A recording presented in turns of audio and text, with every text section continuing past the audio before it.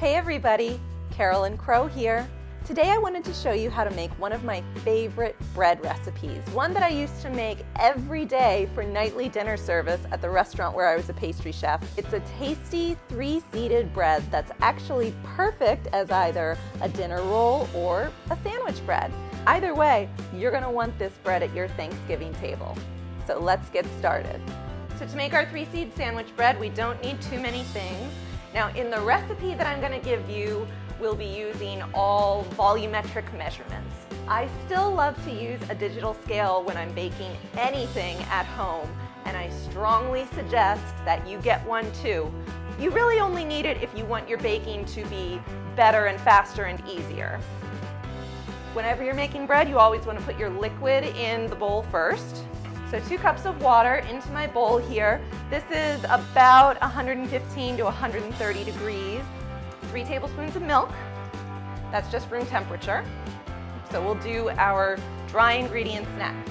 You can see the way I have my bowl set up here. Everything is sort of in its own separate section. So the yeast is safe all by itself over here. It's not being touched by the fat of the butter, which isn't very good for it, or the salt.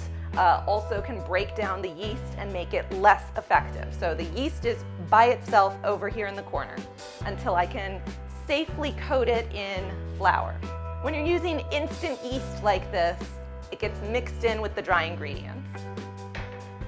Okay, everything's going in. Flour, salt, softened butter, yeast, and then finally I'll put the honey on top of that so it doesn't all sink down to the bottom. All right, we're ready to mix. Now, if you don't have a stand mixer, of course you can knead this by hand just on your counter for about 8 or 10 minutes. We're gonna mix this on low for 3 minutes and then on medium for 3 minutes. Okay, so it's been 3 minutes on low speed. I always taste my bread dough to make sure everything is in there. Specifically, I'm tasting for the salt. The salt actually plays a really important role in controlling the yeast and getting the best rise out of your dough. You don't want to taste a big old glob of dough. It's not very tasty. I just grab a teeny tiny little speck of dough to taste. No big deal. Make sure everything's in there. So stop, drop, and scrape, and then 3 minutes on medium. Okay, the 3 minutes is up, and we have a beautiful, smooth dough here. Look at that. That feels great. Now, if you're kneading this by hand, just on your counter or your bench, this is what you want it to look like. Nice and smooth and homogeneous. So it's gonna take like 8 or 10 minutes. I've got my 3 seeds here, sunflower seeds, flax seeds, and sesame seeds, and they've been lightly toasted, and I'm just gonna pop them in. And then just mix on low for 1 minute until incorporated. All right, I'm just gonna finish it off by hand. So if you were doing it totally by hand, you would wanna sort of make a little well in the center here like that, and then you would just pour your seeds on, and then just knead them in. Sort of fold them in like it's an envelope. Now this is the time when I like to sing a little song to keep myself busy. 10 minutes ago from Rodgers and Hammerstein's Cinderella. That one's a waltz. I like a waltz because it has a good rhythm for kneading. Da da da da da da da. This is looking really good now. Feel it's got a lot of seeds in it. It's gonna be so good. Look at that beautiful bread baby. She's so happy. You wanna lightly grease a vessel. A vessel, also known as a bowl. I'm gonna let it rise until it's doubled. It'll probably only take about an hour. What I like to do is cover the bowl with a piece of plastic wrap and then write the time on it so that I know when it started to rise. Helps me keep track of a little better when there's a whole bunch of different things going on in the kitchen. So I'll just set that aside in a warm spot.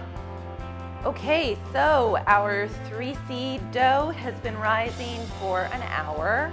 It looks like it's just about doubled. I think it's definitely ready to roll. And now we're going to divide our dough and do a second rise. So I'm just gonna sprinkle a little bit of flour onto my bench or my counter. Pop it out. Look how happy it is. What a happy baby. Little flour on my hands, and then just very gently deflate it. That's just ensuring that it doesn't overrise and collapse. You're letting it sort of start again for the second fermentation. As always, a quick spray in your pan. Better to be safe than sorry. You can just cut it in half and call it a day. I need 2 little 50-gram rolls. 53, that's good. If you were to make all of this into dinner rolls, you would get 34 dinner rolls. That might be more than you need right now. Let's cut the recipe in half. This would cut in half, no problem. Take a look at my hamburger bun video. That has a pretty good explanation of exactly how to form your rolls. Real quick here, I just sort of gently smashed it with my hand, sort of bunched it up on itself, and then flip it over and use the heel of my hand and then roll them into nice, tight balls. So beautiful and happy, right? So again, I'm going to kind of gently flatten it with the heel of my hand, and then I'll sort of roll it onto itself to form the loaf. So being gentle. I always compare working with bread to working with hair. When you're braiding your hair, you want to be firm but gentle. It's the same with bread dough. So if you've ever braided someone's hair or your own, just think of shaping your bread dough as sort of the same level of intensity. So I've formed that into a little log, and now I'm just going to get it into my loaf pan here. You actually want it to be a little bit longer than your loaf pan so that it expands to fill every corner of the pan. Do my second one. I kind of tuck in the ends on themselves if they're a little uneven. Ooh, you can hear the little air bubbles popping. The yeast is releasing its gas. Gassy yeast. And then I kind of pinch it there at the seam and roll it and smoosh it and make it a happy little baby like that. Practice makes perfect. Okay, quick spray. I'm going to cover with my plastic wrap from earlier. And again, I'm going to write the time so I can keep track of how long it's proofing. And then pop it into a warm spot. And these little guys are going to proof right along next to those loaves. So cute. I'll cover them too. I'll start checking that in about 30 minutes. They probably won't be ready for at least 45, but I need to be sure to turn on the oven before they're ready to bake. You don't want to have your dough ready to go in and your oven isn't ready yet. So my bread has been proofing for about an hour, almost ready to go into the oven. I want the loaves to get about an inch or like a thumb knuckle worth above the lip of the pan. So it needs a few more minutes. My oven is turned on to 375 and ready to roll. Before these are ready to go into the oven though, I need to prepare the finishing touch for them, and that's a little bit of egg wash. Ta-da! 1 tablespoon of milk or cream. Ooh, that was a little heavy, that's okay. Pinch of salt. And you whisk it up with a fork.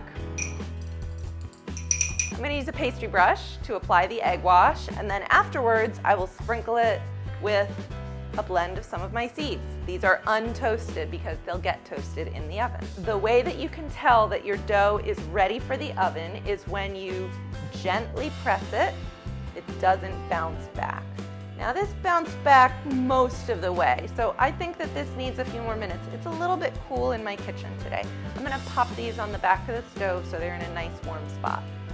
Okay, so I let these rise for about 10 more minutes and I think they're gonna be ready. I'm just going to gently press. Oh yeah, see how it left my little finger mark there? That means it's ready to bake.